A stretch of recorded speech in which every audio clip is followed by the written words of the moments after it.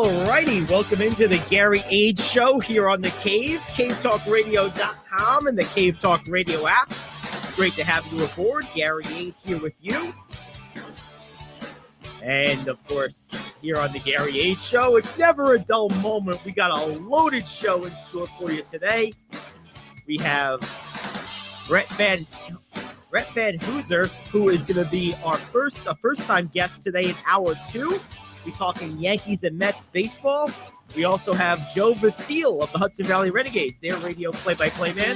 He will be with us in Hour 2 as well. So a lot of baseball in Hour 2. Ton of baseball on the local level here in Hour 1. We'll have Rich Monda and from the OC Smash. And then we'll also have some softball with Sean and Elena, both coaches for the Orange County Bombers. So a lot to get to. We'll have some NBA stuff today as well, of course.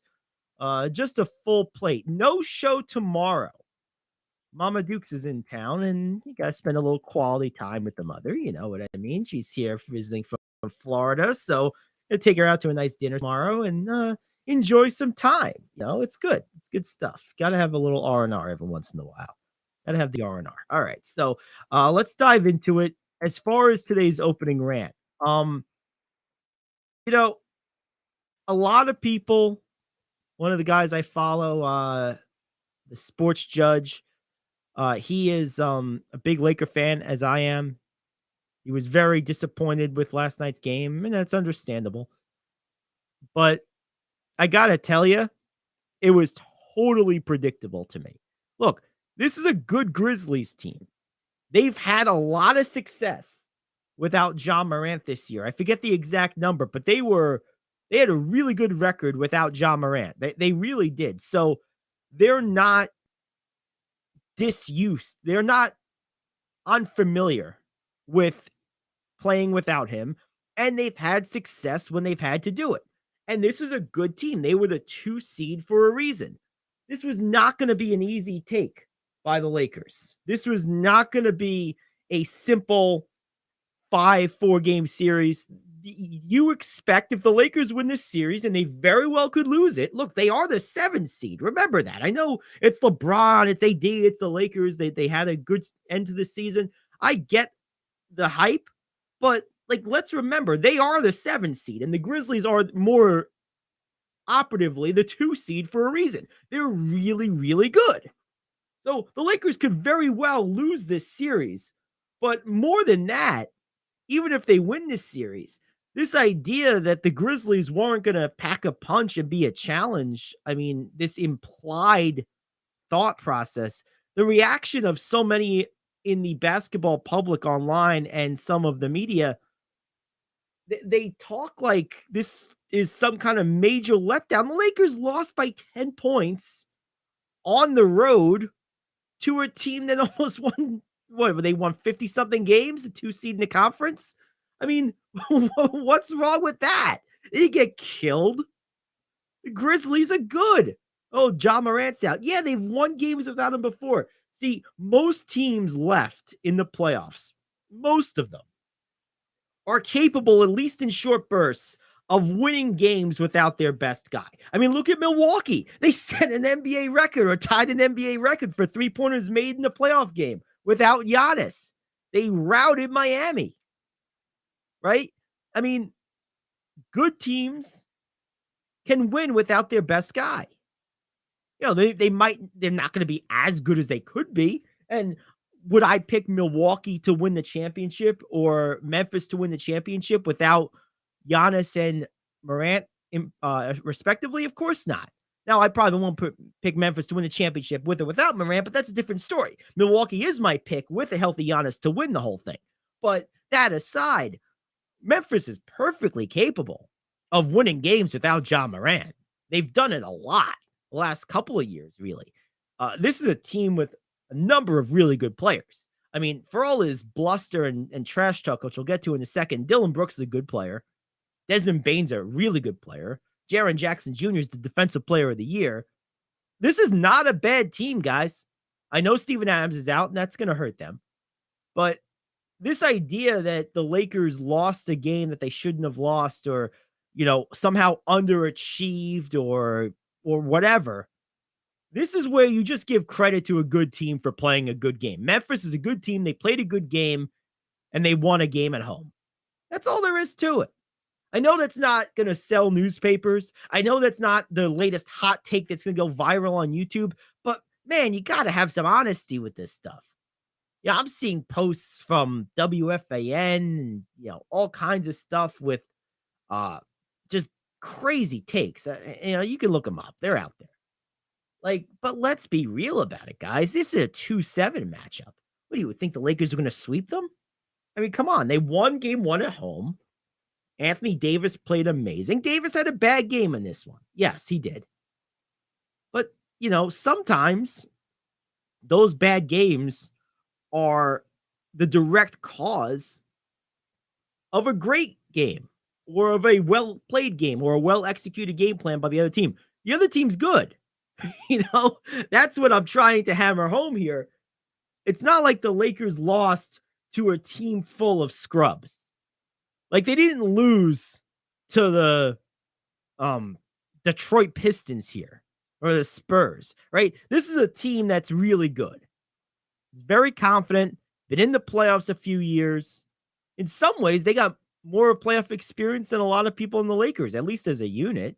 Yeah, LeBron has more playoff experience than like the whole league put together outside of Golden State. But, I mean, realistically, there's a lot of players in this Laker team that don't have much playoff experience. Austin Reeves doesn't have too much. I don't even know if he was a rookie the year they won the title. Rui Hachimura didn't do a lot of playoffs in Washington. There's some young guys on this team. D'Angelo Russell's been in and out of the playoffs a few times. This is not a, as much as it's a veteran Laker team, it is not a playoff experience laden veteran Laker team. And this Grizzly team has been together for a few years now. So, look, they lost to a good team. And that's all there is to it. This is going to be a long series. The bottom line here is this is going to be a series that takes 6 or 7 games. I think the Lakers are good. I think they're going to give the Grizzlies everything they can handle. I think they have every opportunity to win this series. But the reverse is true as well. The Grizzlies are really good. They are the 2 seed. They are going to give the Lakers everything they can handle, and they'll have every opportunity to win this series. And that's a credit to the Lakers, right? I mean, the fact that we're talking about a 2-7 matchup as being up for grabs, how often do you do that? Are we talking about what's the 2-7 matchup in the East? Is it Philly and Brooklyn? Or is it Boston and I guess it's Boston and Atlanta, right? Are we talking about that being a toss-up series and anyone can win it series? No, we're talking about Atlanta getting swept. Trae Young was just overwhelmingly voted by his peers in an anonymous NBA players poll as by far the most overrated player in the NBA. He got like 15% of the vote. No one else got more than, I think, about 7%. He doubled the next guy up. So, let's recognize this series for what it is. An unusually competitive 2-7 first-round matchup. You don't see them all that much. You really don't. It's really good stuff. This is going to be a good playoff. I love the first round of the playoffs. It's a nice combination of good teams and still a large quantity of games. Second round is usually my favorite round of the playoffs before the finals. You really then at that point have all of the teams that should be there. Usually. So, I mean, this is good stuff.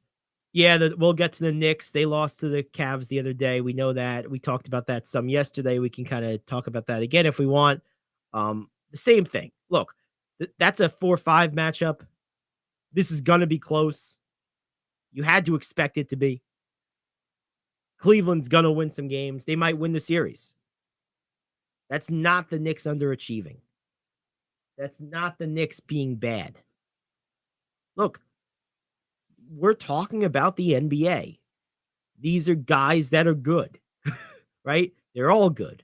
And we're talking about the playoffs. The people, we're talking about playoffs. Yep, that's what we're talking about. Playoffs? Yep, playoffs. That's what we're talking about. Thank you, Jim Moore.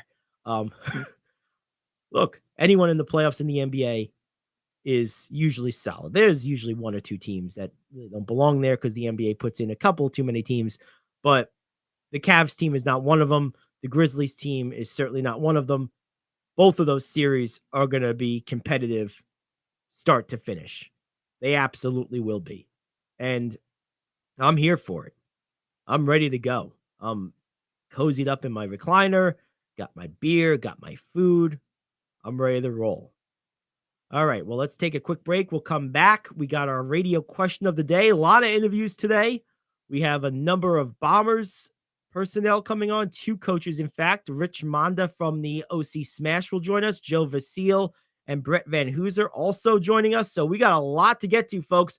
Just getting rolling. It's the Gary Ayd Show here on The Cave. Do you want to save money on your next flight? Then pick up the phone and call. That's right, call. Because the best prices are not online. They're with SmartFares. See, SmartFares has special deals with the airlines. When they have unsold seats, they use SmartFares to fill them. So you get airline tickets at crazy low prices. They have access to great prices and discounts at over 500 different airlines. Plus 300,000 hotels and rental car companies. Their prices are too low to publish online. With the extra money you'll save, you can book another trip or treat yourself to dinner or shopping. So stop searching all of those travel sites to find the lowest price on your next flight. Let one of our SmartFares expert travel agents find the best price for you. Call SmartFares today and get ready to see the world with a fat wallet. 800-370-2460. 800-370-2460. 800-370-2460. That's 800-370-2460. Come on, you watch the news. Be prepared to pay more taxes. Then if you owe back taxes or haven't filed in a few years, get ready. The IRS, the largest collection agency in the world, will be coming after you with the power to collect taxes by any means they want to. Hey, they can freeze your bank account, your passport, even padlock your business. Oh, good times. Look, if the IRS claims you owe them $5,000 or more in back taxes and they're coming after you, don't panic. Call my friends at Get a Tax Lawyer first. Their job is to negotiate with the IRS and save you money. They're experts at it. That's all they do, and you can trust them. In some cases, they have reduced a $50,000 tax bill to less than $1,000. If you owe the IRS $5,000 or more in back taxes, call now for a free consultation. Call 800-649-8617. 800-649-8617. 800-649-8617.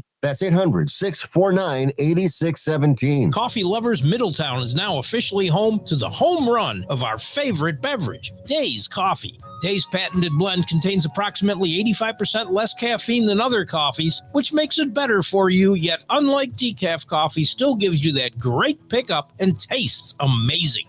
Formulated by a retired cancer pathologist, Dr. Grant Lee, Days Coffee is fermented with a patented enzyme that until now required a complex and thus expensive sourcing and production process. With Dr. Lee's formulation, this enzyme's great health benefits can now be brought to your cup quicker, easier, and cheaper than ever before. Here's how you get a hold of this game-changing cup of joe. Go over to radioonlydeals.com and get a $4 gift certificate to Days Coffee for just $2. That's radioonlydeals.com to buy your single-use digital gift certificate for Days Coffee. Radioonlydeals.com. That's radioonlydeals.com. Enjoy the preferred coffee of the Gary Ayd Show. Enjoy Days Coffee. You won't believe what students can letter in at Melrose Mindoro High School. I am KO, back in 1 minute with your sports question of the day. Come on, you watch the news. Be prepared to pay more taxes. Then if you owe back taxes or haven't filed in a few years, get ready. The IRS, the largest collection agency in the world, will be coming after you with the power to collect taxes by any means they want to. Hey, they can freeze your bank account, your passport, even padlock your business. Oh, good times. Look, if the IRS claims you owe them $5,000 or more in back taxes and they're coming after you, don't panic. Call my friends at Get a Tax Lawyer first. If you owe the IRS $5,000 or more in back taxes, call now for a free consultation. Call 800-661-5096. Their job is to negotiate with the IRS and save you money. They're experts at it. That's all they do, and you can trust them. In some cases, they have reduced a $50,000 tax bill to less than $1,000. If you owe the IRS $5,000 or more in back taxes, call now for a free consultation. Call 800-661-5096. 800-661-5096. That's 800-661-5096. Melrose Mindoro High School became the first in Wisconsin to sanction auto racing as a varsity letter sport. The announcement was made by the High School Racing Association, which was created in 2020 to allow high school-aged drivers to compete throughout the summer race season. The HSRA believes providing young adults with an economical way to enter stock car racing will keep younger generations interested in the sport. Question: given the chance, which sport would you most want to letter in? Auto racing, football, or soccer? Definitely football. Now I think this is cool that they're going to allow for high schoolers to letter in and participate in sanctioned racing at the high school level. I actually think that's really cool. Now, I'm not a racer. I don't really have a need for speed. It's just not my thing. Honestly, it never has been. So, I'm the wrong person to ask. But I can tell you that I can appreciate when something's a good idea, even if it doesn't directly apply to me. And so this doesn't apply to me. One, I'm obviously not in high school, far from it. But also, I just not a racing guy. But that said, I really enjoy the fact that kids have more options. I think that's cool. I think it's really good. So for me, I'm all about this. I really am. We have a racetrack. I live by the Orange County Speedway. So I'm a 8-minute walk from there down the hill. And there's obviously events there all the time, races there all the time.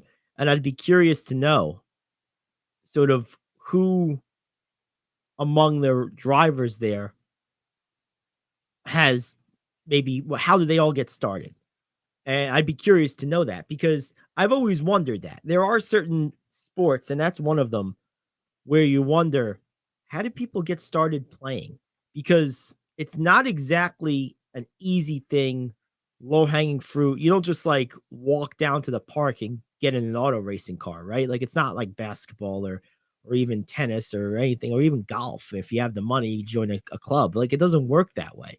I've always wondered that.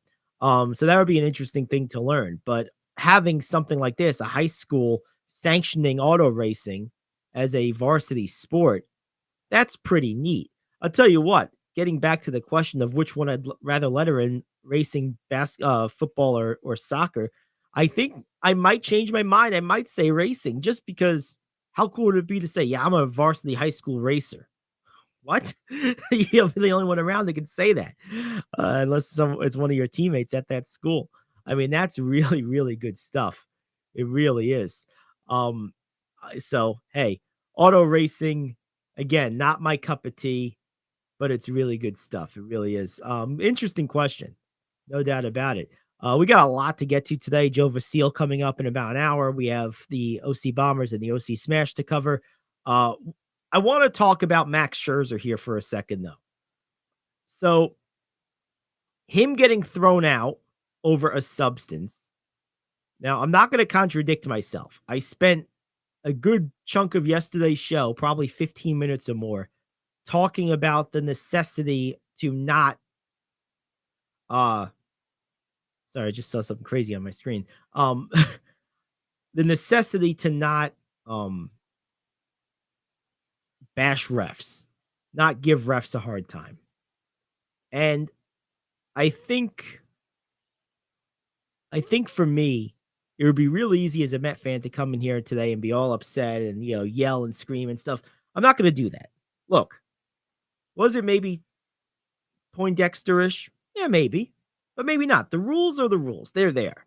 If the umpire believes, based on his judgment, that Scherzer was floating those rules, breaking those rules, he has every right to throw him out of the game. And the rules, again, are the rules. And you have people who have, passed them.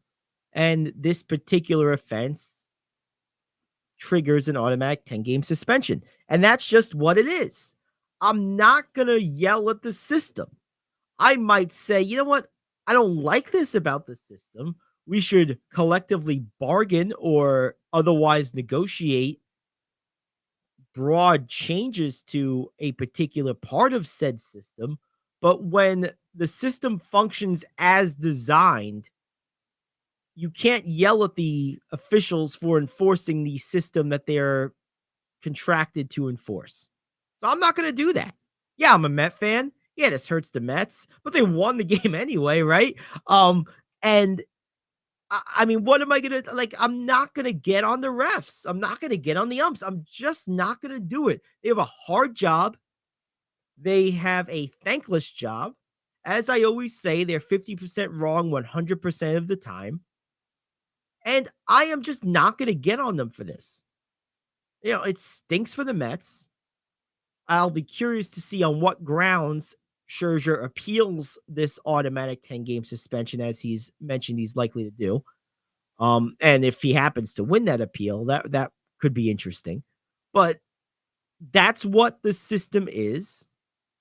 The ump made a judgment call, and I have no problem with it. I really don't. I'm a Met fan. I love Max. I want him back. We need him. But what are you going to do? I'm not going to be, I'm not going to get all mad about it. It is what it is. Again, I know that's not going to sell headlines. I know that's not going to be your next hot take, but someone has to be the voice of reason. Someone has to be the voice of steady. And I guess that's my job today. Be the voice of steady. Steady Eddie. Right? Oh, man, we got a lot to get to. All right, so let's go ahead and take a quick break. We'll come back. We have 2 Bombers coaches coming up, and we'll do that. Then as we move into hour 2, we'll do some more NBA. We have Rich Monda, Joe Vasila of the Renegades, and Brett Van Hooser. That's all coming up. It's the Gary Ayd Show rolling on here on The Cave. Do you own a timeshare? Well, face the facts. You made a mistake. You made a bad purchase. A timeshare is not an investment. It's a money pit that continues forever. If you use your timeshare, that's great. But if you don't, and you want to legally get out of your contract, call my friends right now at the Timeshare Exit Hotline. They're an experienced team of lawyers who help good people like you get out of a timeshare contract that they just don't want. Don't throw away your money on maintenance fees. Use it for things you really want. We can help you end your timeshare contract and stop the money drain immediately. If you're ready to move on with your timeshare, call our team right now. Cancel your timeshare now with a free call. 800-741-9557. 800-741-9557. 800-741-9557. That's 800-741-9557. If you're living with diabetes and using insulin, you know the pain of pricking your fingers over and over again. Ouch! Well, by wearing a small remote device called a continuous glucose monitor, or CGM, you can reduce the pain of pricking your fingers. If you administer insulin 3 or more times per day or use an insulin pump, call now and learn how a CGM can help you. Painless. No more pricking my finger. No finger pricks. Convenience. They delivered it free and they took care of all the paperwork. You can reduce pain right away. Plus, it's accurate, easy to use, and helps you spend more time in range. And if you have insurance, you can get a new CGM at little or no out-of-pocket cost. Call now and get free shipping of your new CGM. Plus, we'll bill your insurance for you. 800-826-5884. 800-826-5884. 800-826-5884. That's 800-826-5884. All righty. Welcome back to the Gary Ayd Show here on The Cave. Great to have you aboard. And we are talking now with Sean Springer. He is one of the 3 coaches of the 16U. There's 3 16U squads for the OC Bombers. He's coach of one of those 3 squads. We spoke to one of his contemporaries, Anthony Soto, last week. Now we talked to Sean. What's up, Sean? Hey, how are you? Good, man. Thanks for making some time with us. And I just wanted to ask you, so Yeah, anytime. Appreciate it. Now, let me ask you this to kind of get things started. What's your own kind of history with softball and coaching? So really got into it. I have 2 daughters, one 14 and one 10. So just bringing them up through T-ball, coach pitch, stuff like that through Little League and then over to travel. Always loved the game. So I just wanted to kind of help out and, help them get into the game, love the game, and take those lessons from the game that I did as a kid. Now, did you play baseball or softball, I guess, throughout life? Yeah, I played all the way up through high school, joined the military after high school, played on the Army softball team while I was traveling around in the Army. So, always kind of stayed around the game, stayed part of the game, things like that. Very, very good. So coaching was sort of a natural outgrowth of that as your own kids kind of got into it then. Absolutely. That Absolutely. Makes perfect sense. Now, how long have you been coaching with the Bombers? This is my 4th year coaching at the Bombers. Cool. And how is that compared to maybe some other organizations you've coached with? I think that it's got more of that,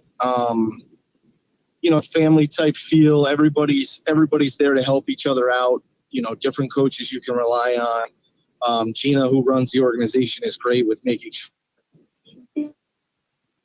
what teams need extra help, what teams she has to pair up, work together. So I think it's very well orchestrated. I think that, there's a lot of knowledge that we can rely on across the coaching platforms. So it's just a very, tight-knit type organization where coaches can work together to make sure their teams are always getting better. Now, over those 4 years you've been with the Bombers, have you kind of gone up the ladder in terms of age groups, or have you always been coaching at the higher age bracket? Yeah, so I started out with them at first year 12U. We did 2 years at 12U, 1 year at 14U, and then we jumped up to 16U this year. So moving up the age bracket as we go. What are some of the unique challenges of each level? If you could kind of summarize the 12, the 14, and now the 16, what's been different with each level as you've kind of gone up the age bracket? So when you're young, there's a couple different aspects you have to work on, right? You got to show them the game, get them used to the failure part of the game, which is a huge part, right? Build them up to handle and deal with the failure part of the game young, so that they're really focusing and learning the fundamentals of the game, so that you could see them getting better, month over month. So I think that's a big piece when they're younger, 10U, 12U. Really focus on fundamentals of the game and also, discipline, all the things that the game's going to require as it's such a high failure rate type of game. So, preparing them for that, building them up for that. And then as you go older, 14U, 16U, really continue on building that game IQ, fundamentals, continue to make them as strong as possible in the mental game of softball, and then also just always honing the skill set piece. Yeah, no, that makes perfect sense. Now, one thing I think that's sort of baked into what you just said about preparing them for the failure part of the game. I don't think people really think about this too much, but really in a sport like softball or baseball, where you do fail so much of the time, percentage wise, you could be getting better and getting worse results at the same time. Like that happens all the time. How do you deal with that as a coach when someone's getting better? You can see them getting better, but they don't feel it themselves because maybe they're for their last 12. Right. So exactly. And that's one of the hard parts they have to, kind of build them up to. But really what it comes down to is control what you do in practice, control your reps, feed off of those reps, and then really at the end of the day, make sure that your approach to that situation, whether it's a ground ball, fly ball, you're at bat, is something that you own. The results always can't be owned, right? You may hit a line drive to the shortstop, may fly out to deep center field on a ball that's played by a very good center fielder that day. You can't control those things, but you can control everything that leads up to it. Your approach in the box at the time, your approach to practice, things like that. So really drilling that piece in, and helping them be prepared. That way, when you leave, you may have went 0 for 3, but you said, hey, I controlled my at-bats today. I had a solid approach and I hit some balls hard at people, right? You can turn the page on that quickly, get back to work, and continue to play the game. Yeah, it's really the only sport that's like that, where you can do everything right and it can go wrong. I mean, if you do everything right, in basketball, your shot's going to go in, right? Or, but in baseball right. or softball, you can do everything right. And like you said, you could hit the ball right on the screws, but it goes right into someone's glove. Absolutely. Yeah. Absolutely. And that's probably what makes this sport one of the toughest ones, definitely on the mental side. Whereas some other sports may be physically more tough, this one is definitely going to beat you up, between the ears. Oh, no question. The only thing that compares to it is golf. That's the most frustrating sport on the planet, Absolutely. in my opinion. The That's ball correct. sitting right at your feet, not moving, and you still can't hit it straight. And it drives you crazy. At least that's me. No, I agree.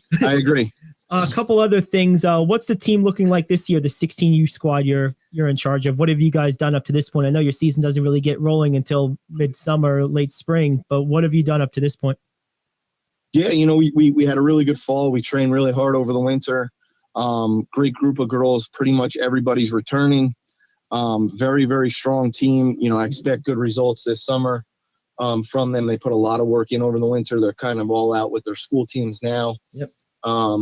But I have no doubt that they're being successful there. And we'll try to get them together, 3 or 4 times throughout the school season, just for some bonding, some quick swings, things like that. Keep them focused, keep them mentally sharp. But I expect good things from them come summertime. Last couple of things here, Sean. What kind of attrition rate, if any, have you observed as you've gone up the ladder? Like girls that maybe are playing school ball that maybe had played Smash at earlier. Had played with the Bombers at an earlier time, and now maybe aren't anymore. Versus the ones who maintain their commitment to the Bombers even into their school and high school years.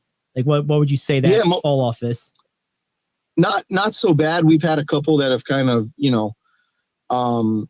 not continued on with the game. They play just school ball, have kind of dropped travel softball from their life for various reasons. But for the most part, we've kind of kept the same crew from first year 12U and moved them on.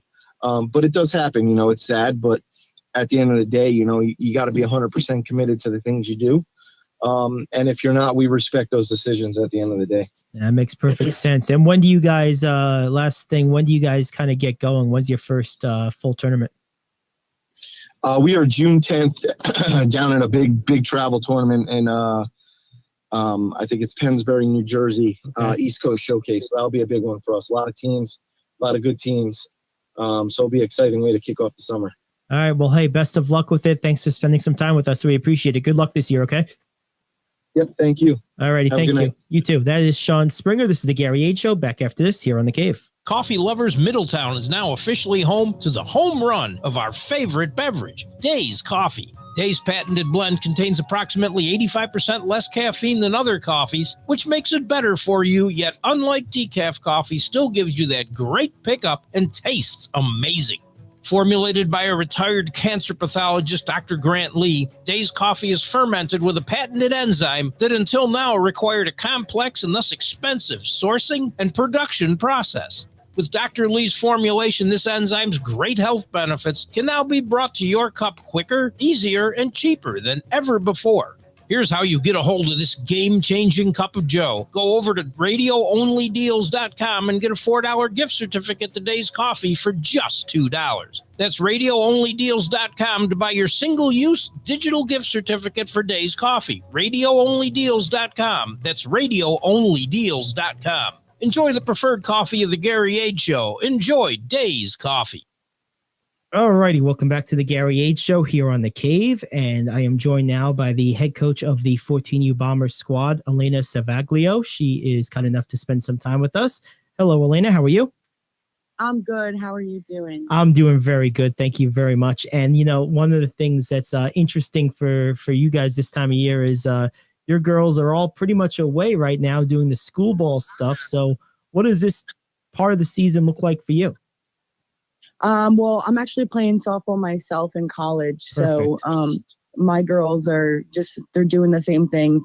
I'm just communicating with them over text and stuff like that. They're letting me know how school balls and stuff is going. So it's nice. Awesome. Now, where do you play? What college do you go to? I go to Fairleigh Dickinson University. Oh, awesome. Very good. What year are you there? I'm actually a 5th year. Ah, okay. So you're doing a master's program of some kind? Oh, yes. Yeah. What's your area of focus? Sports administration. Cool. To what end are you looking to take that? What's your career ambition?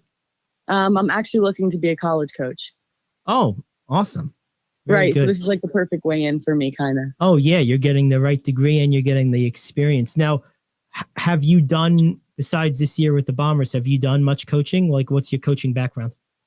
I give lessons and yeah, that's pretty much it. I'm pretty sure I've just given lessons and stuff like that to some girls. And what made you decide to want to be a coach? Like, do you remember, was there like a particular moment or a particular event that made you decide, you know what, this is what I want to do? Well, really getting to college made me like know that I wanted to like pursue like a college coaching career job. I just like the atmosphere of college is just so it's so different and it's so like energetic and it's really awesome. And it's like until you've experienced it, you don't really know. Do you know what I mean? Like it's really intriguing. No, that is pretty cool. Now, what's the biggest difference? What maybe better way to phrase this? What's the biggest point of frustration or challenge for you going from playing to coaching? What was the first thing you said? Oh man, this is harder than I thought. Well, definitely like understanding like the things that I know now, like the girls that I'm like coaching, they don't all know or realize. So it's like a lot of like basic things that I have to like go over. And it's like, they just haven't been taught before. So it's definitely like a challenge to me, just going back to basics, complete basics in ways that they'll understand.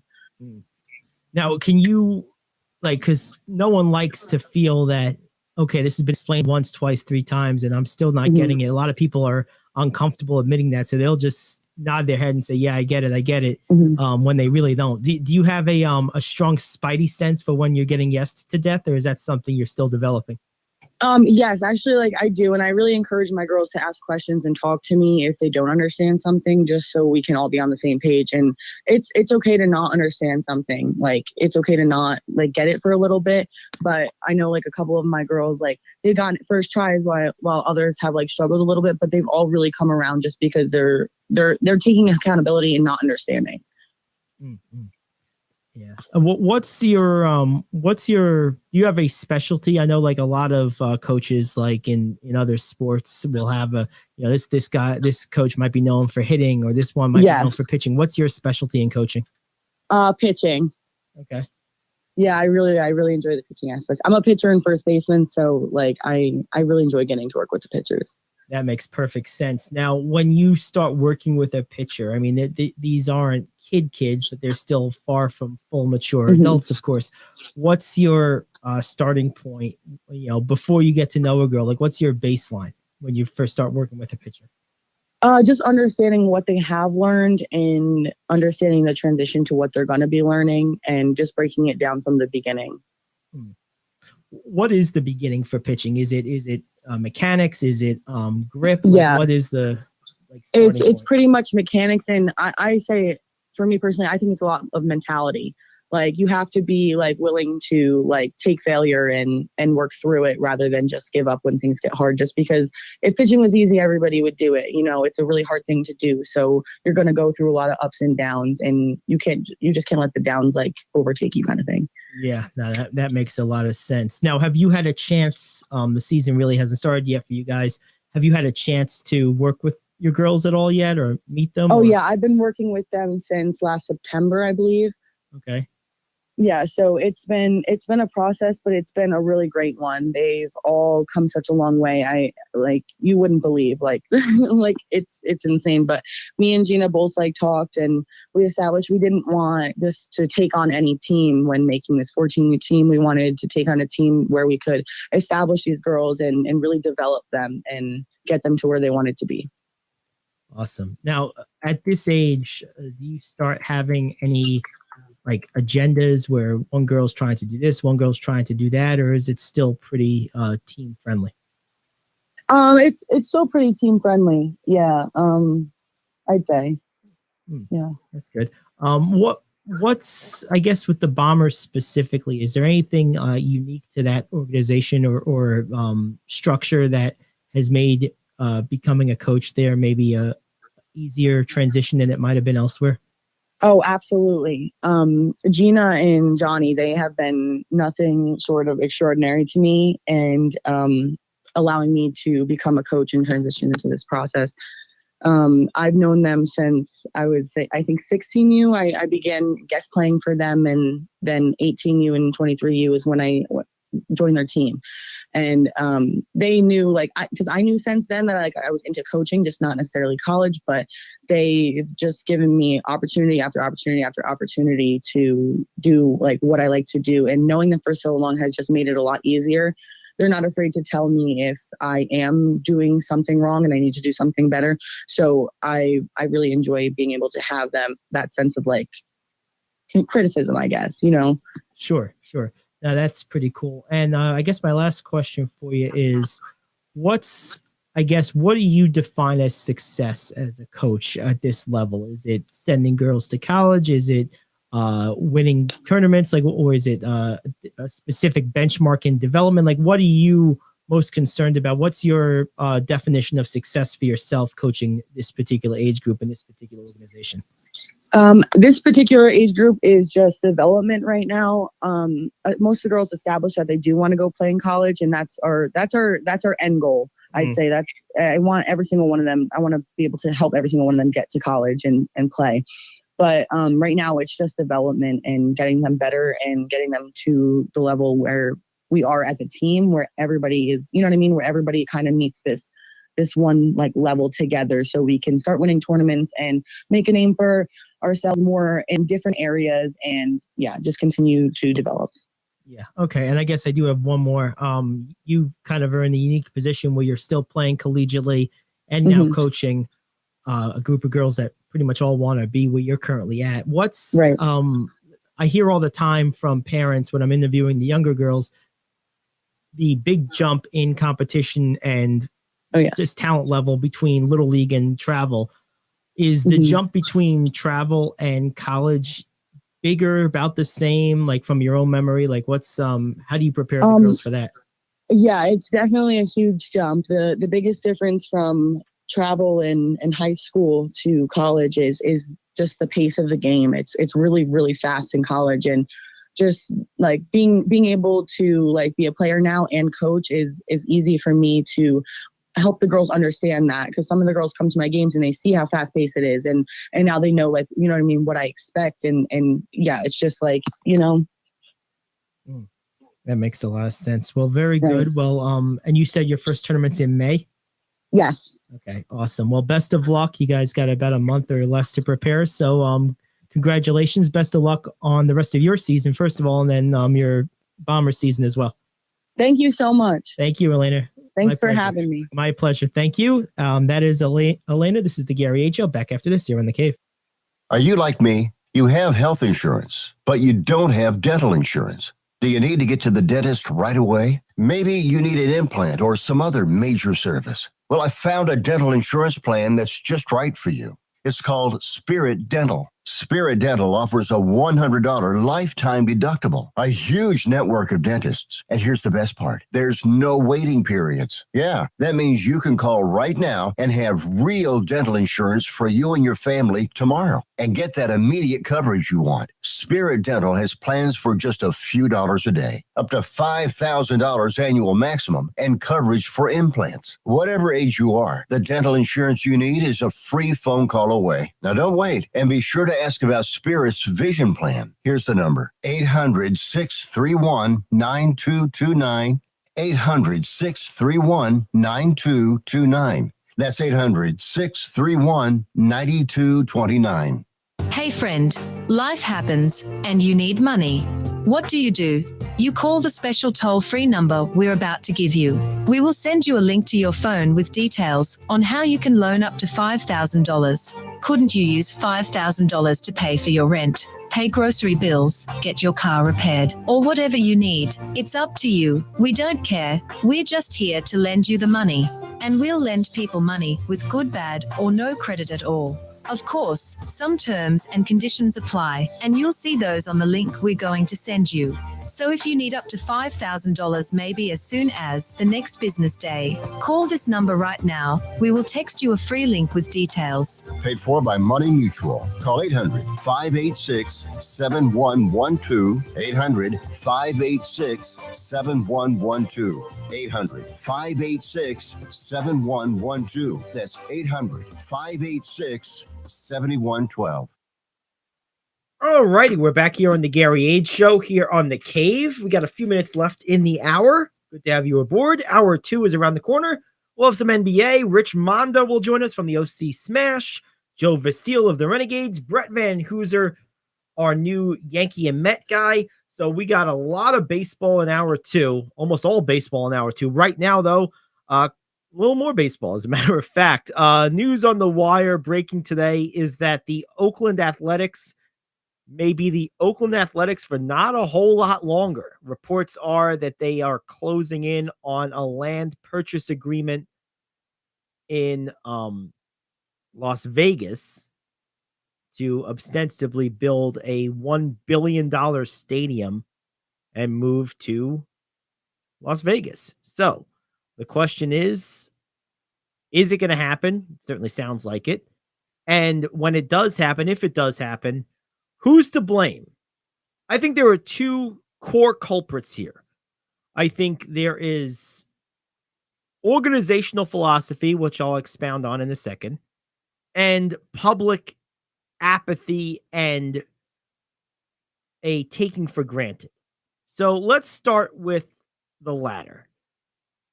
Look, fans ultimately determine the success or failure of any team in any locale. That's just the way it is. So if you're not going to go to games, and it's very famous how few people go to A's games. Yes, the stadium's a dump. Yeah, there's no one on the team you know. I get that. And we'll get to more of that in a second. That's where the team's culpability comes in. But the fans still could go to games. I mean, there are a number of teams. Knicks were awful for 30 years. Lions are basically never good. The Pistons stink. There's teams across all sports that are bad who end up having good fan bases who turn out to games in spite of the team being bad. Then there are teams like the Rays who are really good who struggle to draw. Now, that's a different conversation. Oakland is a place where they did used to draw. So, but ultimately, when you stop going to games, you give the team an excuse to look and move. So now let's go ahead to that's the fans' responsibility here. Now let's go to the team side. I think this was kind of forced. I think this was by design, that the team is unrecognizable. No one knows anyone on the team. And the facility is in a state of disrepair. That has a lot to do with local and regional politics beyond the team's control, perhaps. But the team certainly has some culpability in that. I don't think they would have to go through as many channels to renovate versus they want to replace. They want a new stadium. But that just wasn't going down. So anyway, my bigger point is I think the team has intentionally sort of torpedoed their own validity and their own competitiveness by enabling the Billy Bean philosophy of Moneyball to perpetuate for far too long by consistently not retaining its best players, by consistently not having name recognition. And then on top of all that, um, it's in a stadium that needs some updates at a minimum, if not outright replacement. Um, a lot of that's on the team. Some of it's on local politicians. Still more of it is just on the fans. So there's blame to go around here. I'll say this. If this was a setup, if the team was intentionally trying, as some have opined, to basically torpedo itself and then give them the cover to go to Vegas without facing the music, well, then fans that wanted teams to, because now everyone's going to come out and say, oh, they shouldn't leave. They shouldn't leave. Everyone's going to say that now. Well, if you really felt that strongly about it, you should have gone to some games. And don't tell me you did, because no one does. You can see it. I mean, there's minor league teams, lots of them that outdraw the A's right now. So it's like someone saying, I was at that Wilt 100-point game. There were 4,000 people there. It was 60 years ago. No, you aren't. Stop.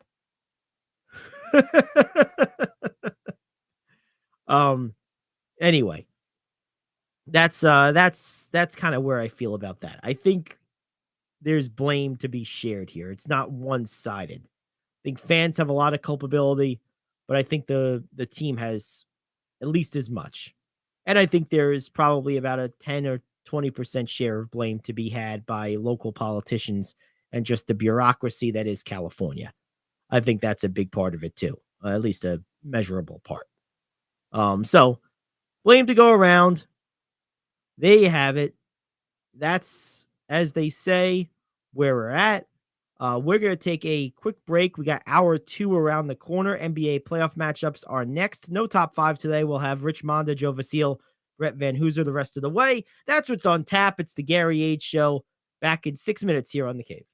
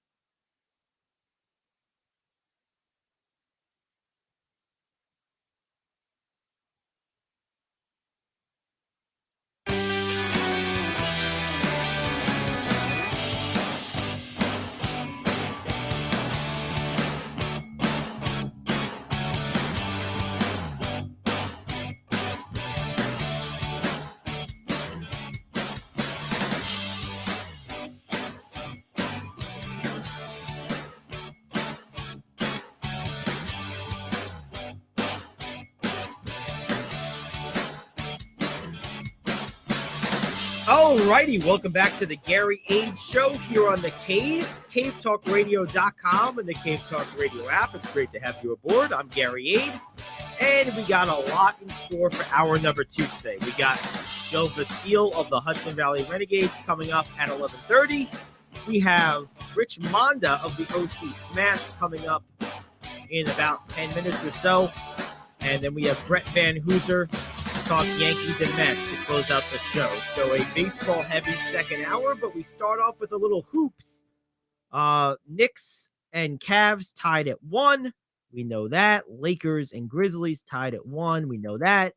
Nets are down 2-0 against Philadelphia. That, I've said all along, is likely to be a sweep. I just don't see it. I really don't. I don't see how the Nets win a game in that series. Maybe one, I suppose. But I just feel that they're overmatched and overpowered by just a better Philadelphia team. Game 3 of that series is tonight in Brooklyn. So this is probably the Nets' best chance to get into the series. First game back in Brooklyn. We did get some Nets news today, courtesy of Odyssey.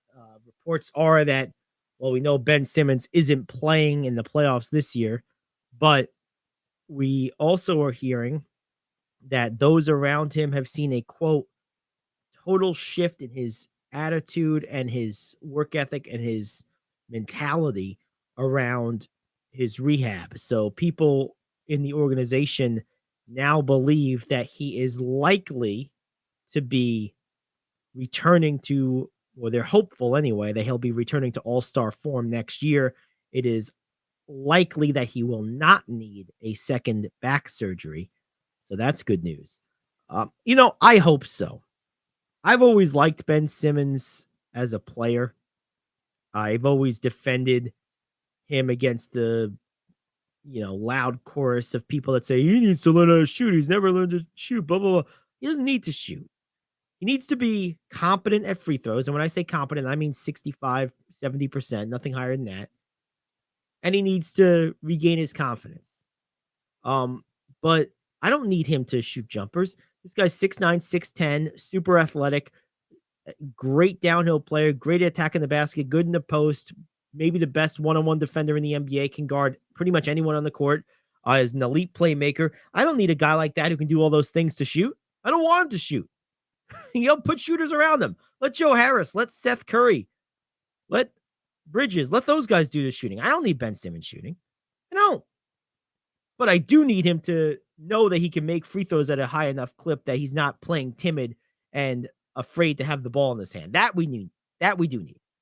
But beyond that, if he could just be competent, like even below average at the free throw line, instead of awful, if he could be 67 to 71%, somewhere around there, 65 to 70%, something like that, that will be good enough to avoid getting just hacked. And if he's that, then all of a sudden, boom, his game opens up. I don't need him to ever shoot a three. Makes no difference whatsoever. It's not his game. It doesn't need to be his game. Not everyone needs to shoot. I know that's the whole thing in the NBA right now, but not everyone needs to do it. Do I care if Rudy Gobert takes a shot? No. That's what he's there for. Am I super concerned if PJ Tucker is 0 for 6? Not really. It's not what he's there for. Some guys, it's their skill set and or role that precludes them from being shooters, and that's fine. It's fine. So we'll see if Ben Simmons can get back to his regular form. I hope he does. It would certainly be good for the Nets. Now, as far as Philadelphia is concerned and tonight's game, guys, I just don't see it. I'm sorry, I just don't. I don't see how they're gonna win a game against these guys. Brooklyn, I mean. I just don't see how Brooklyn beats them. Joel Embiid is too much. It's just all there is to it. And Harden is difficult to deal with too, and he's obviously extra motivated in this particular series. But this really comes down to Joel Embiid. Nick Claxton can't hang with them, and they have no one else. No one else. Look, Embiid's one of these guys that no one can stop, but you need someone to either slow him down or cancel out his production. And the Nets don't have anyone that can do either of those things. They just don't. They don't have a go-to guy right now. We know that. The Sixers have two. I mean, think about it like this.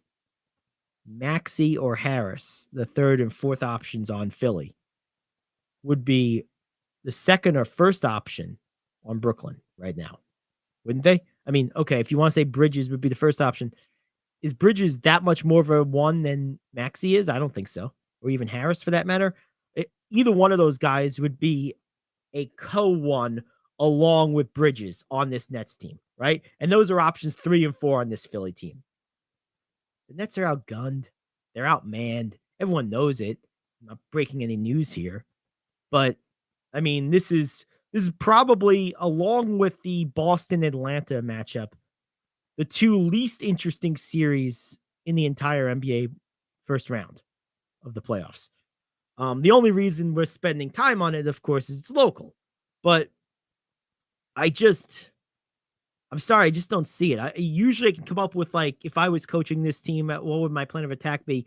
And feel pretty confident that if we execute it right, we'd have a chance. I don't see it. I know what my plan of attack would be. I just don't think it would matter. My plan of attack would be take away Embiid or take away Harden. Try to take away one of the two. Embiid's easier to try to take away in one sense because you can front him and double him with a fronter and a traditional defender. But the problem is, as long as he can find a way to get the ball, the idea with that approach would be to make it hard to get him the ball. That would be what you're doing there. But, if he got the ball, he could still beat a double team. We know this. And the other side to that is when you double team, there's a few shooters on this team. Embiid's a good passer, and all of a sudden you have a problem. We saw that in game 2. Embiid tore them apart with his passing game. Now, the other approach would be to try to take the ball out of Harden's hands. Follow him with a hard double. But now you're left to scramble in your rotations with all the other guys in space. And the problem when you're guarding a team like Philadelphia is you have to have an elite post defender because it's hard to double a big successfully, a good passing big. This is what made Shaq so dominant. Beyond his prodigious physical skills and his just power, the thing with Shaq was he also was a good passer. He also knew how, when, and where to kick out the ball. And if that's the case, a double team on the post is just asking for trouble in open threes. So it's actually easier to double on the perimeter and then try to keep up in rotation and switching than it is to double in the post. So I'd probably go with trying to take Harden out of sorts. That's probably the approach I would take.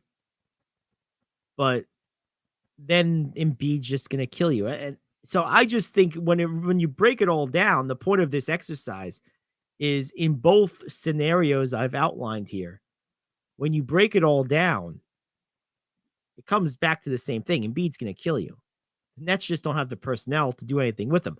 Now, you could try to go out the other way and just try to outscore Philly. But again, that goes back to the first thing I said. You don't have the firepower for it. Bridges has been awesome, but he is not a number one offensive option on a contending team. He's not. He's probably a 3 on a really good team, like he was in Phoenix. I just don't see how they outscore them either. That's probably their best chance, but they just have to have everything go. I mean, they have to have one of those nights where they shoot 60% from the field, 50% from 3. Like, it has to be something like that. And that's obviously not sustainable. So I just think it's going to be a quick series, Net fans. That's what it boils down to. I just don't see them having a way to actually win this thing or win a game or in this thing. Maybe one. Like I said, if everything goes right, everything goes in, they might be able to win one game as like a shootout. But that's winning the lottery a little bit, so to speak, for that to happen. I just don't see it. I really don't. The other two games tonight, you have Sacramento and Golden State, Phoenix and the Clippers. Both of these games are interesting. Starting with the first one, Sacramento going on the road for the first time in this postseason against the defending champions. This is going to be really interesting. I expect Golden State to come out swinging. I expect a hot Curry and or Thompson right out of the gate. I expect an engaged and motivated Jordan Poole. You're going to see this group, play their defiant, everyone's out to get us against the world attitude. You're going to see them at home where they're far better than they are on the road this year. And I have a feeling Sacramento's in for it tonight. I really do. I think that Sacramento offensively is good enough that maybe they'll make a run in this game. I think they're going to get off to a slow start. I think Golden State's going to come out guns a-blazing like a house of fire. I think eventually Sacramento will make it a competitive game because of their great offense. But I think ultimately tonight, the Warriors are going to have the emotional edge. They're going to have the playing for desperation edge. They have the home court edge. They have the we feel slighted edge. We feel targeted edge. Do it for green type of, all that stuff. I just think there's too much working against the Kings today. I'd be very surprised if they won this game. They might even get blown out. I'm going to give them enough credit with their great offense that they'll find a run sometime during the game. I think this game will largely be lopsided for large stretches of it in favor of Golden State, but I'll give the Kings enough credit with their offense that they'll find a run somewhere and make the final score look decent. But I think the Warriors are going to win this game pretty convincingly and pretty handedly. That's my expectation. I think there's too much going against the Kings in this one. So I got Golden State. And then lastly, you have Phoenix and the Clippers. This is a toss-up. I'm going to go with the Clippers tonight. I like the home court advantage. I like the way they've played in this series. I think they're a better team. I like Kawhi Leonard better than I like Kevin Durant. I think Kawhi Leonard brings a lot to the table. He's kind of forgotten in some ways because of his own, it's his own fault, but still, this series could go either way. I smell a 6 or 7 game series with this one. Interestingly enough, it's on NBA TV. It's not on national television. So we'll see how it plays out, but I'm going to go with the Clippers. So my picks tonight, Clippers, Warriors, Sixers. 2 home teams, 1 road team. And there you have it. All right, let's take a break. We'll come back. We'll hear from Rich Monda of the OC Smash. That's coming up next. It's the Gary Ayd Show here on The Cave. Coffee Lovers Middletown is now officially home to the home run of our favorite beverage, Days Coffee. Days patented blend contains approximately 85% less caffeine than other coffees, which makes it better for you, yet unlike decaf coffee, still gives you that great pickup and tastes amazing. Formulated by a retired cancer pathologist, Dr. Grant Lee, Days Coffee is fermented with a patented enzyme that until now required a complex and thus expensive sourcing and production process. With Dr. Lee's formulation, this enzyme's great health benefits can now be brought to your cup quicker, easier, and cheaper than ever before. Here's how you get a hold of this game-changing cup of joe. Go over to RadioOnlyDeals.com and get a $4 gift certificate to Days Coffee for just $2. That's RadioOnlyDeals.com to buy your single-use digital gift certificate for Days Coffee. RadioOnlyDeals.com. That's RadioOnlyDeals.com. Enjoy the preferred coffee of the Gary Ayd Show. Enjoy Days Coffee. Do you own a timeshare? Well, face the facts. You made a mistake. You made a bad purchase. A timeshare is not an investment. It's a money pit that continues forever. If you use your timeshare, that's great. But if you don't and you want to legally get out of your contract, call my friends right now at the Timeshare Exit Hotline. They're an experienced team of lawyers who help good people like you get out of a timeshare contract that they just don't want. Don't throw away your money on maintenance fees. Use it for things you really want. We can help you end your timeshare contract and stop the money drain immediately. If you're ready to move on with your timeshare, call our team right now. Cancel your timeshare now. with a free call. 800-741-9557. 800-741-9557. 800-741-9557. That's 800-741-9557. If you're living with diabetes and using insulin, you know the pain of pricking your fingers over and over again. Ouch! Well, by wearing a small remote device called a continuous glucose monitor, or CGM, you can reduce the pain of pricking your fingers. If you administer insulin 3 or more times per day or use an insulin pump, call now and learn how a CGM can help you. Painless. No more pricking my finger. No finger pricks. Convenience. They delivered it free and they took care of all the paperwork. You can reduce pain right away. Plus, it's accurate, easy to use, and helps you spend more time in range. And if you have insurance, you can get a new CGM at little or no out-of-pocket cost. Call now and get free shipping of your new CGM. Plus, we'll bill your insurance for you. 800-826-5884. 800-826-5884. 800-826-5884. That's 800-826-5884. All righty, welcome back to the Gary Ayd Show here on The Cave. I am joined now by Rich Monda of the OC Smash. You'll be hearing Rich each and every Friday on the show the rest of the year. What's going on, Rich? Hey, Gary, how are you? Thanks for having me again this year. Yeah, absolutely. It's good to have you back. And now that we've kind of cycled through all of the coaches, it looks like for most of the rest of the year, you and I will be talking weekly on Friday like this. And I'm just curious. We were talking before we went on the air here. It's amazing how many games actually get played in a weekend across the organization.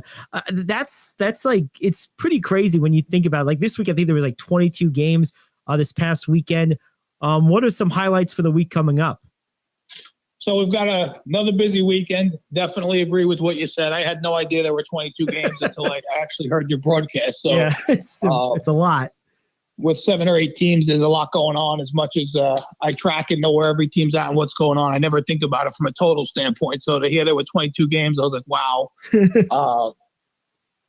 But as we head into this weekend, we've actually got our 13U team. They're playing locally up at the NYEB tournament, which is New York Elite Baseball. So those boys have 2 games on Saturday morning. That'll set them up for seeding for bracket play on Sunday. And, expecting big things from that group. That's a strong team that's been together for quite some time. And, local competition's usually pretty strong. So it should be a good weekend for those guys. Yeah. What about talk about the 9U squad this year? They've been rocking and rolling. I think they scored like 50 runs this past weekend, gave up only like 13. It was something like that. They almost tripled up their opponents. I don't think they've lost yet. They just won their tournament championship. Talk about that group. I mean, they've been kicking butt and taking names. Yeah, the 9U is definitely a strong group. They're led by the Newburgh Free Academy head coach, Scott Seabury. Mm-hmm. So they got a great coaching staff there. And then just a very well-balanced team with, pretty much high-skill players across every position and a team that's very deep with pitching. And when you're playing a tournament, pitching depth, especially at 9 years old, will carry you a very, very long way. But they've been impressive. I think they're 6-0, and I'd expect to see them continue to roll this week. And they've got 2 Greater Hudson Valley League baseball games. Yeah, no question about it. And have there been any teams that have kind of surprised you this year as far as maybe outperforming expectations? Yeah, not to be selfish. If I had to call out one team, I'd call out my team, my 10U team. Okay. We're not a new team, but we've probably got half returning players, half new players. And that group of boys has now played about, 10 or 11 games together. I want to say they're 7-4, 7-5. That's pretty good. And that, again, it's a young, inexperienced group. This past weekend at the Hudson Sports Complex tournament, that group went 3-1. And what really impressed me is they beat a very strong team out of Brewster in the semifinals. And not only did they win the game, but they came back from down 1 in the bottom of the 5th to put 4 runs on the board. And they actually probably shocked the other team and beat them 7-4. We ended up shutting them down in the top of the 6th. And, that team, which is something youth coaches will struggle with. that team actually pulled their top pitcher in the first inning to try to save him for the championship. So it made it a little more sweet for us because anytime a team does that to you, you want to leave them having some extra pitching, and we were able to do that, which was pretty sweet. But that group's been, I would say, definitely ahead of the curve so far this year. Yeah, that is pretty cool. And, one thing that I think is interesting too, being my first year sort of covering all this, is how there are a lot of people who have played together for a lot of years, and the organization has just kind of organically expanded to kind of accommodate some of those original groups. What have those originals been like as far as maybe, I don't mean to sound like they're selling the smash, but as far as maybe like telling some of the younger kids sort of what to expect, is there any like intermingling between the age groups at like, group gatherings or anything like that?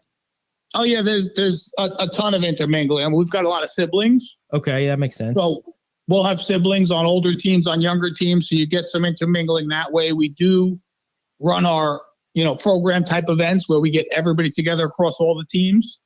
I think a lot of what I heard on the interviews that I've been able to listen to is it's a pretty consistent approach, which is, you hear the word family come up over and over and over and over again. Constantly, yes. And it's not just a family amongst the individual teams. We try to make it a family amongst all the teams.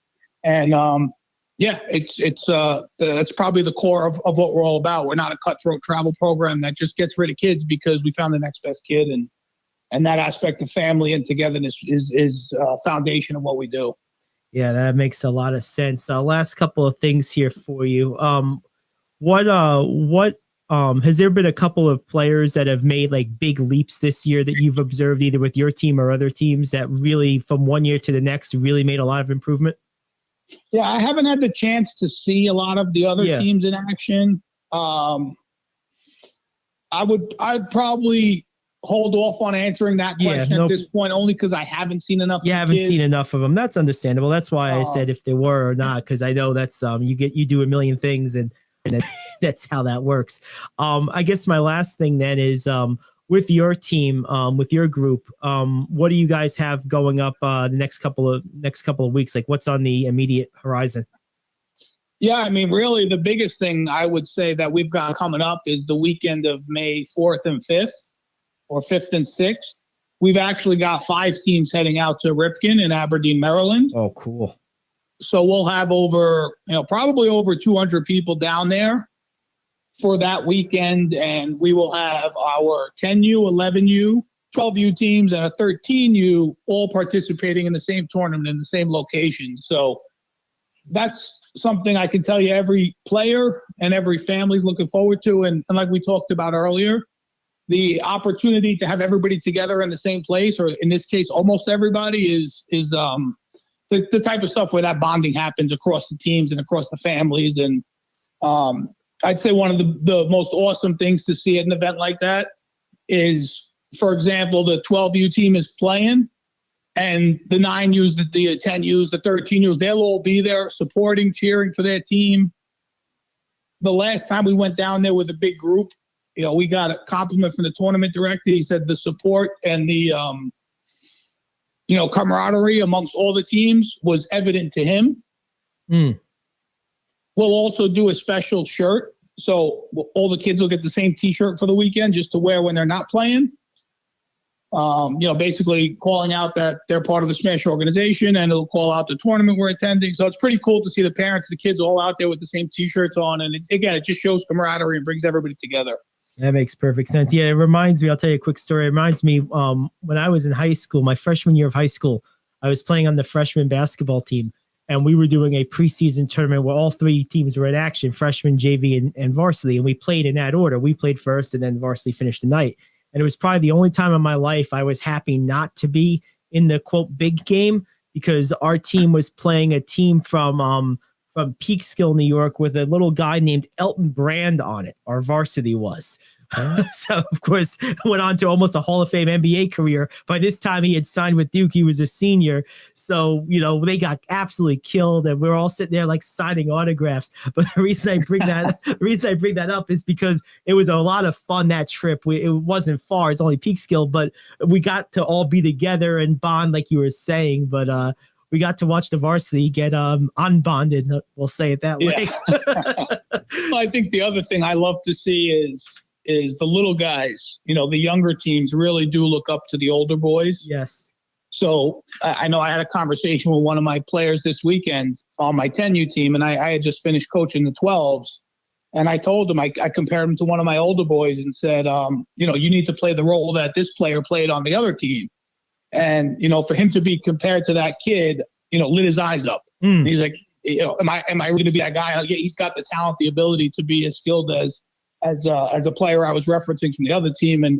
But he knew the kid. He knew, you know, his style of play and all that. And you know, you love to see how the little guys look up to the big guys and the big guys then vice versa support the little guys. No, absolutely. That makes perfect sense. Well, Rich, hey, thanks for some time. Good luck this weekend with your squad and across the organization. Okay. No, thank you. We appreciate it. And last but not least, let's go Rangers. Hockey guy. Yeah, absolutely. Let's go Rangers and Knicks. Let's throw the Knicks in there too. They're playing they're playing their series with the Cavs. So hopefully they can keep it going. So. I'm a bigger Puck fan, but I am also a closet Knicks fan. I definitely cheered for them back in the mid-90s. Time to come out of the closet a little bit, Rich. Yeah. They're good again. It's a 30-year hibernation's over. They're back to being relevant. I know it's been a few decades, but yeah. All right, man. Good stuff. Thanks, man. Gary. Have a good one. That's Rich You Monda. well. This is the Gary Ayd Show here on The Cave. Coffee Lovers Middletown is now officially home to the home run of our favorite beverage, Days Coffee. Days' patented blend contains approximately 85% less caffeine than other coffees, which makes it better for you, yet unlike decaf coffee, still gives you that great pickup and tastes amazing. Formulated by a retired cancer pathologist, Dr. Grant Lee, Days Coffee is fermented with a patented enzyme that until now required a complex and thus expensive sourcing and production process. With Dr. Lee's formulation, this enzyme's great health benefits can now be brought to your cup quicker, easier, and cheaper than ever before. Here's how you get a hold of this game-changing cup of joe. Go over to radioonlydeals.com and get a $4 gift certificate to Days Coffee for just $2. That's radioonlydeals.com to buy your single-use digital gift certificate for Days Coffee. Radioonlydeals.com. That's radioonlydeals.com. Enjoy the preferred coffee of the Gary Ayd Show. Enjoy Days Coffee. All righty, welcome back to the Gary Ayd Show here on The Cave. We are joined now by Joe Vasile of the Hudson Valley Renegades in his weekly spot with us. What's up, Joe? How's it going, Gary? Good. Looks like you guys got back on track with a trip to Rome. Now that's Rome, Georgia, right? Yes, we are in the beautiful, beautiful state of Georgia right now. The weather is fantastic. Sorry to rub it in. I hear it's been a little bit cold up there this week, but okay. But no, it's been a nice trip so far. Couple of strong games for the team. You know, both Tuesday and Wednesday fell behind early, 2-0, and came back to win both games. And it's been a real fun start to this road trip. Yeah, no question about it. Now, going back a little bit further before we go forward, couple tough games against Aberdeen earlier in the week and the end of last week. How's the team feeling right now? It's been a little bit up and down the last week or so. So how's the team feeling and looking at the moment? I think the team feels good about where they are. You know, look, the couple losses that they took to Aberdeen over the weekend, they were frustrating. There's no doubt about that. They were very similar one-run losses where the Ironbirds, scored the winning run in the top of the ninth inning in both games. That hurts. That's rough. It does, but and at the same time, when you look at it, the pitching staff pretty much did its job in those games. I mean, Sunday they gave up 5 runs to Aberdeen, whatever. I mean that happens, but Saturday you lost 2-1. You just weren't able to hit enough. The pitching did its job, but then we've seen these first 2 games against Rome, or even some of the games earlier in the week against Aberdeen. The team has hit. I mean, they put up 15 runs last Tuesday. They put up 8 runs in each of the first games of the current series. So, it's that early season thing of looking for more consistency in the bats. I think the early season thing of pitching being ahead of hitting has rung true for this team so far. But that being said, I mean, we've seen some really nice performances out of the lineup. Like I didn't anticipate this team to be as good offensively as it's been so far, and that's been it's made it a really fun one to watch. No, you just took the words right out of my mouth, Joe. I was going to talk about the offense, and you're just going back to opening night. I mean, the teams had. I'm just counting on the schedule here. It looks like 1, 2, 3, 4 or more, 5 or more times where they've scored 8 or more runs in what's been about 11 games. I mean, half their games, basically half the games for you guys has been 8 or more runs. I mean, you can't argue with that. Yeah, it's been really amazing because look, we knew Spencer Jones was going to be the player that he is. Right? He's so good, such an advanced approach at the plate for a guy who's in his first full professional season.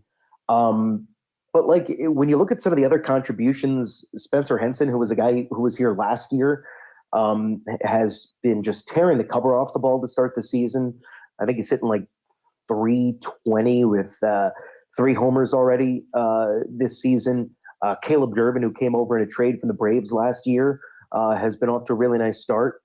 Ben Rice, mostly a catcher, played a little first base, but he's been hitting really well and getting on base a ton. He's homered in each of the first 2 games of this series down in Rome. And then there's this kid, Rafael Flores, who I knew nothing about coming into the start of the season. He had 3 hits yesterday.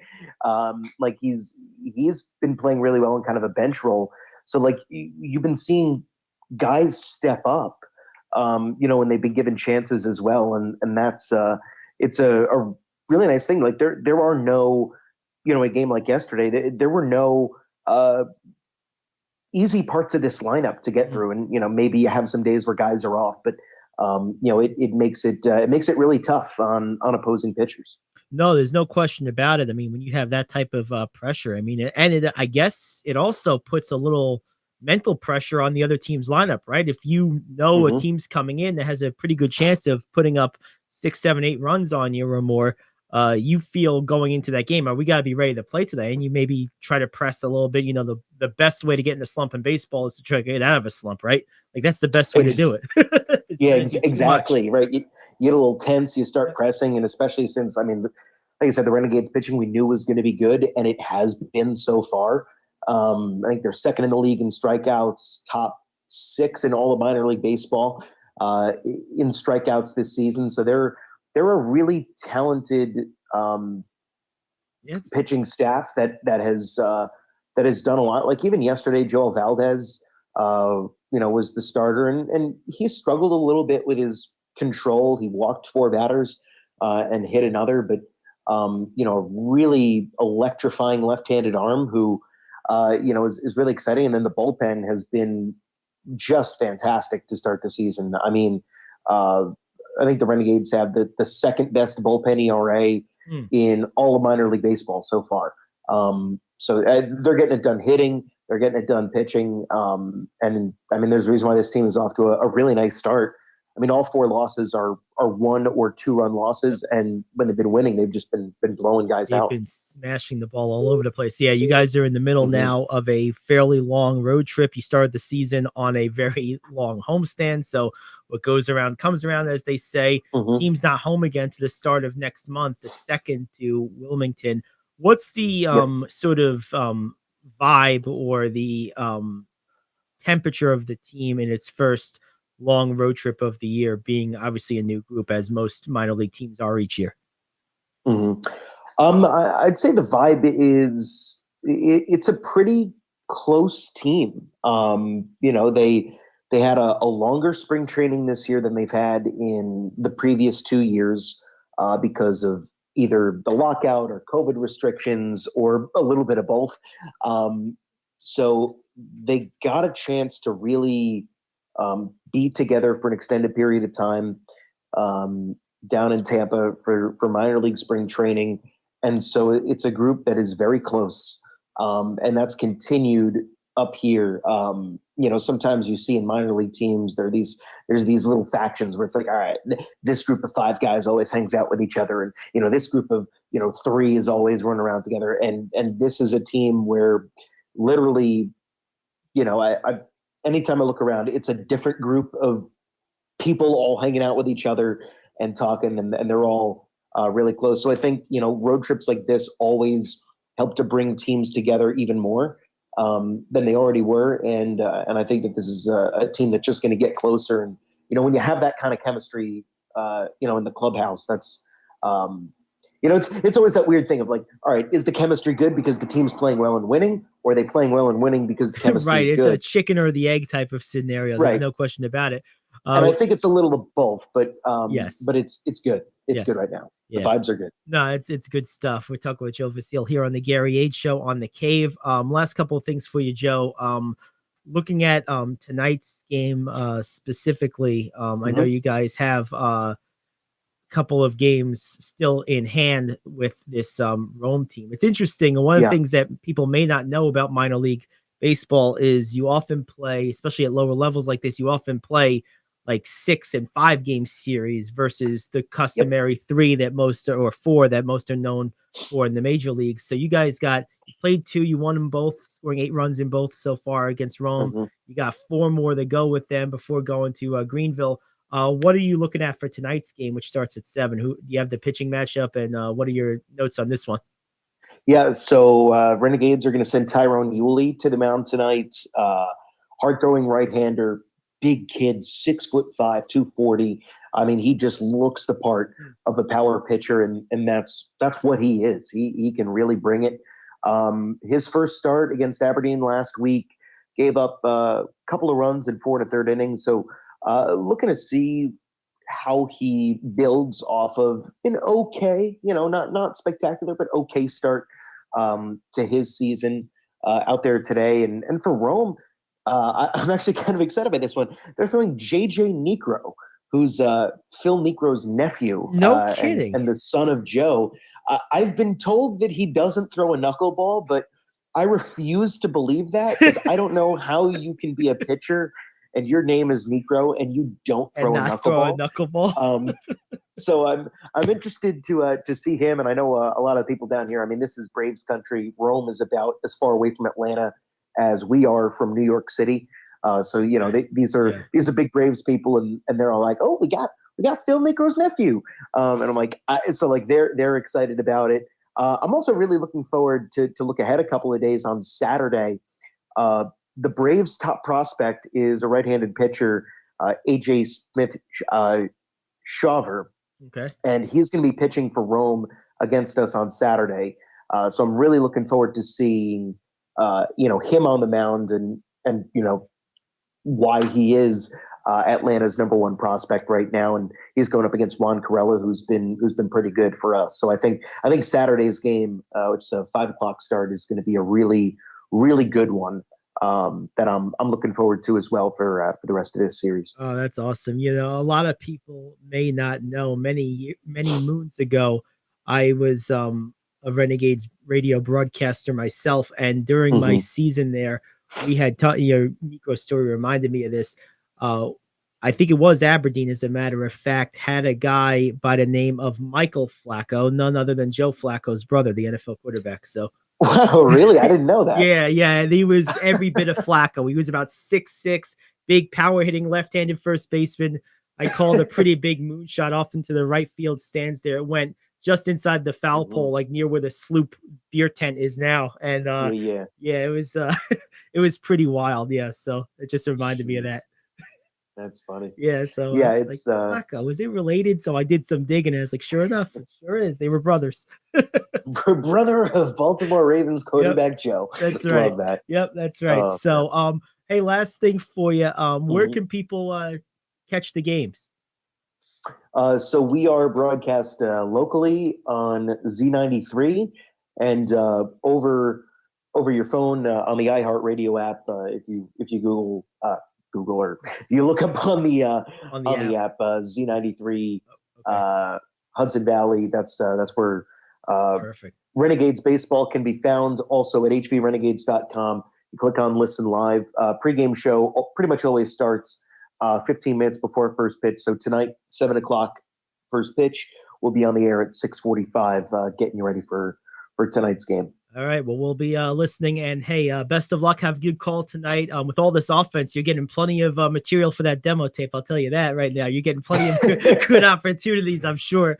So yeah, no kidding. No kidding. good stuff. We'll have a good call tonight, Joe, and we'll be talking to you next week. Appreciate it. Talk to you next week. All right, man. That's Joe Vasile of the Hudson Valley Renegades. This is the Gary Ayd Show. Brett Van Hooser talking Mets and Yankees is next here on The Cave. Are you like me? You have health insurance, but you don't have dental insurance.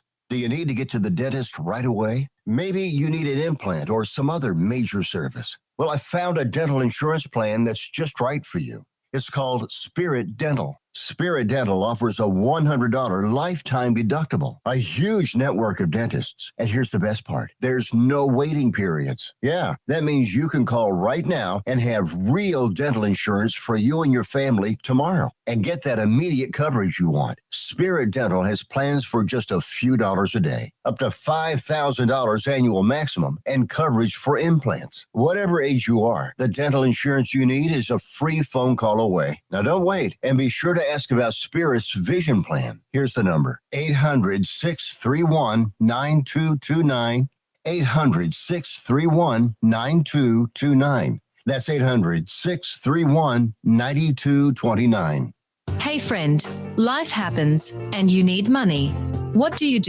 You call the special toll-free number we're about to give you. We will send you a link to your phone with details on how you can loan up to $5,000. Couldn't you use $5,000 to pay for your rent, pay grocery bills, get your car repaired, or whatever you need? It's up to you. We don't care. We're just here to lend you the money. And we'll lend people money with good, bad, or no credit at all. Of course, some terms and conditions apply, and you'll see those on the link we're going to send you. So if you need up to $5,000 maybe as soon as the next business day, call this number right now. We will text you a free link with details. Paid for by Money Mutual. Call 800-586-7112. 800-586-7112. 800-586-7112. That's 800-586-7112. All righty, we're back here on the Gary Ayd Show, and we are joined now by Brett Van Hooser, one of our new guests. He's going to be talking some Mets and Yankees. He owns a baseball magazine. What's up, Brett? Hey, Gary, how you doing? Thanks for having me. Absolutely. Good to have you aboard. It's a baseball hour here. Save the first 10 minutes or so. It's interesting, too. A lot of Met fans today are really up in arms. The way I see it with the Scherzer thing, I just want to start there. Look, the rules are what they are. The umps are deputized to make judgment calls on those rules. And then the automatic suspension is what it is. It's the system that's set up.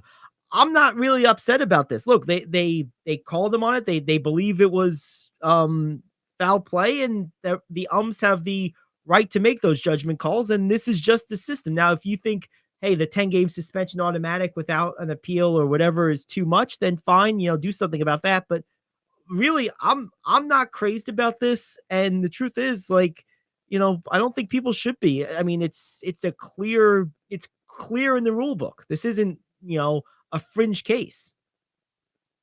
Yeah, what I think is we've got a couple different situations on our hands. I think one, it's not exactly clear what he got caught with or what they thought he had. And I think that's where his appeal would come into play. Yep. The 10 games doesn't really matter to me because he's a pitcher. So that's 2 starts. 2 starts. I mean, that's 2 games. Yep. So it's more of a team thing. It's more keeping the rotation. He's a pitcher. We know that the Mets are having issues with their staff being healthy right now. What's an extra 10 days off, for your ace? It might be good. He is 40-ish years old, right? So. But I don't like the concept, the aspect of the cheating. I like that they called him out, that they're not afraid to go after an ace and a big name. Yep. But I also hope that they got it right, because where the Mets are at right now over the last 10 games and on the West Coast, winning, I think it's very important for the team to stay together and not get distracted with this off the field stuff. Yeah, no, I totally agree. And, I have to say, given the sort of rocky start after the opening week, I feel like the Mets have done a reasonable job of doing just that. Like they've won a lot more games than they've lost. They've won multiple series. Beating a Dodgers team, albeit a slightly diminished one, is still no easy thing. I'm not all that mad about where they're sitting right now. I have to be honest. No, I think going into the season, they were expecting to be exactly where they are. Yep. The Braves are still a great team. And then sustaining the injuries that they had, obviously, through the spring training, and then into the season with Verlander, I think they are happy to be where they are. They're swinging the bats decently. They're winning games here over the last stretch. Mm-hmm. And I think the important part to remember about baseball is it's such a long season that the Yes. beginning of the season, the games matter because it's one game for one game throughout the Yep. 162. That's it. But it's really picture kind of in basketball or a different sport where it's kind of swings. Baseball is very similar in you're going to win 4 or 5 games in a row and then lose a couple. So I think the fact that they turned it around, and then you look at like the Phillies, who are still basically in the basement down there with the Nationals, they haven't turned it around and they paid just as much money. Yep, that's right. You kind of beat me to the punch here a little bit. I was just going to ask you about that. I don't know if you've had a chance to watch Philly at all. I haven't seen them too much. I'm just curious your take on what's holding them back. I mean, don't get me wrong. I'm in no rush for them to figure it out. I'm perfectly fine with it. I'm just curious. Well, I think they had a really slow start last year before they brought it on, turned it on That's towards true. the end of the season. So I think some of that is maybe what do they call it, the hangover of being in the World Series, even though they didn't win it. Then Harper gets hurt or has the surgery, so he's out till the All-Star break. That kind of loses a little bit of momentum that they had last year. They bring in some big names. They got Turner. It's kind of a chemistry thing. They're figuring it out. And like I said, baseball is a long season. I expect them to be right back up there in the top 3, chasing for a playoff spot. But I think it really comes down to who can stay healthy and for how long. And right now, the Mets are weak in the pitching staff just based off of the health, and they're going to get stronger. Their bats are going to be strong. I think I wouldn't be surprised if the Mets pick up another bat at some point late in the season. I think they need to. I agree. But it's gonna be based off of the momentum that they can carry, and if they can stay healthy, they're going to give the Braves a run for the division. We'll see what happens. Yeah, no, for sure. We're talking with Brett Van Hooser here on the Gary Ayd Show. Let's talk Yankees, Brett, for a minute. Similar start to the Mets, 11-7, kind of about as expected. They're playing at home tonight against the Angels. They're slight favorites, -152. For those that are looking at that, I'm curious. I want to start with this with the Yankees. What have you seen so far out of the young shortstop Anthony Volpe? I mean, last night was probably his best game of his career so far. He made a couple really nice plays on defense. He was 2 for 4 with a walk. He's going to be a great up and coming young star to watch. I think he's confident, and I think he doesn't have to carry the weight of the team. He's not the superstar. They've got Judge, they've got Stanton, they've got Cole. I think the biggest question for the Yankees right now is probably still Aaron Boone. He still makes a couple questions. I don't have any questions about him. He's awful. I'm not questioning anything. I got my answer. Well, then, I know that. Okay, so if we know quote unquote, if we know he's awful and he's playing the analytic game, is he a step ahead? I have a question about what happened last night. So, runner on second, 2 outs in the 9th inning, and he pinch hits IKF, who can't hit a lick. He strikes out immediately. Yep. But the trick of that is he now has a faster base runner starting as a ghost runner in extra innings, knowing that IKF was probably going to not hit in the winning run in that situation. So was he one step ahead because he knew that with the ghost runner, he was going to be able to have a faster runner on base? I mean, he might have thought that. No way. But, I mean, probably not. But even if he did, I don't like the idea of sacrificing a opportunity even with that. I'm not putting IKF into pinch hit for anyone. IDF. How about that? Yeah. Exactly. No IKF. Exactly. No IKF for pinch hitting. IDF. You can figure out what that means.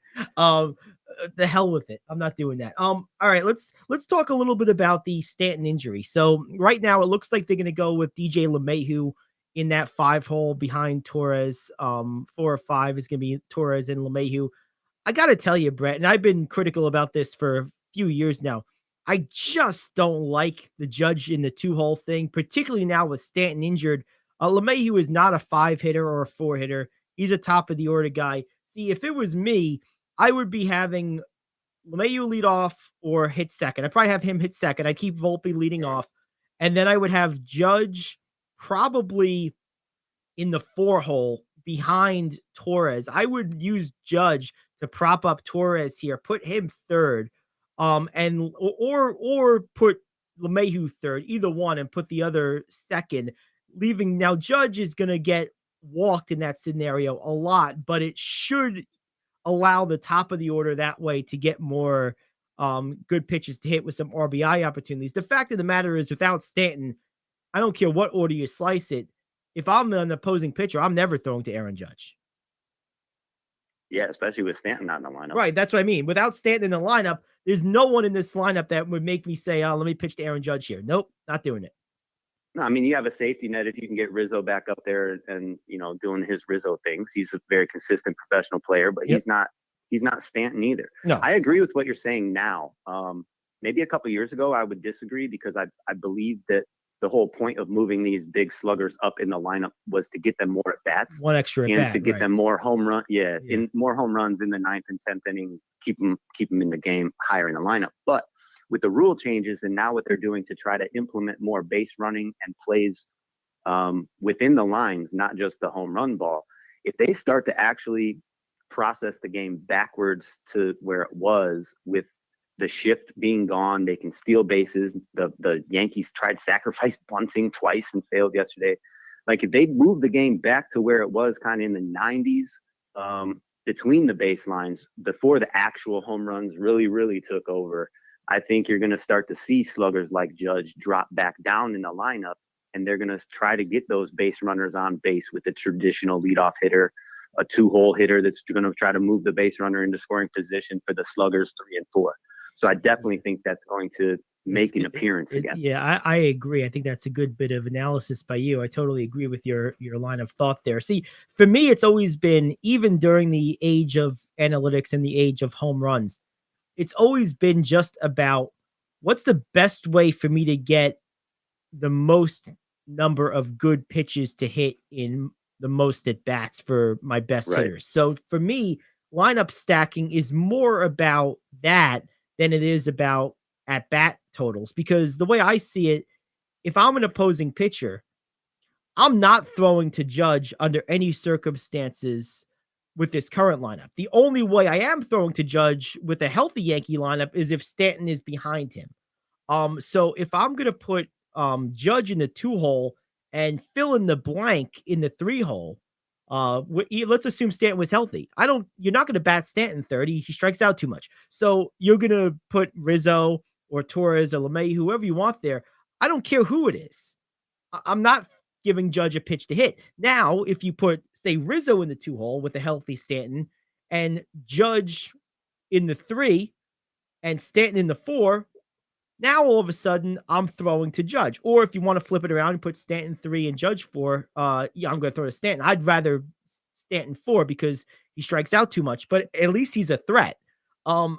It's about protection and getting the largest number of my best hitters, the highest percentage of good pitches to hit I can. That's my mentality with lineups anyway.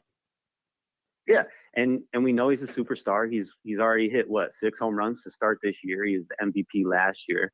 You got Stanton hurt though, and that's a big key. That's huge, yes. Especially with what I saw last night. And here's a little takeaway of last night, because I love Aaron Judge's athleticism, his ability to go after and chase the ball, but he is a big guy with an injury past. And because he's playing so well over the last season and a half, really, and then now getting off to such a good start with Stanton hurt, as a Yankee fan, it becomes a little bit sketchy when your big guy's running into the wall and diving around there. As much as you love to see it, you got to keep him healthy to swing the bat too. So it will be interesting to see what they do as far as adjusting the lineup. I like where you're going with it. I think that we will start to see more traditional lineups, and some of those things will phase themselves back out, especially with the shift gone. Yeah. Yeah. The advantage is definitely back to the hitters for sure. Well, thank goodness. All right. Hey, give us a quick summary of your magazine. Tell me about it. Oh yeah. So in January, I acquired Fastball Magazine out of the Netherlands. So we did a lot of content and stuff early on this spring with the World Baseball Classic with Didi Gregorius and Xander Bogaerts and some of those guys. So we're really excited about what we're doing. The season started over there, and it's we've got 8 issues coming out over the next 10 months, and we're really digging into not only baseball in the Netherlands, but how it connects internationally. So keep an eye out. You can check us out on social media at Fastball Magazine on all platforms. And Nice. yeah, it's awesome. Good stuff. Well, we'll definitely do that. Hey, Brett, we'll talk to you again next week. Thanks, man. All right. Thanks, Gary. Have a good one. All right, you too. That's Brett Van Hooser. This is the Gary Ayd Show. That does it for us. We'll be back on Monday. No show tomorrow. We'll see you then. Enjoy your weekend. It's the Gary Ayd Show here on The Cave.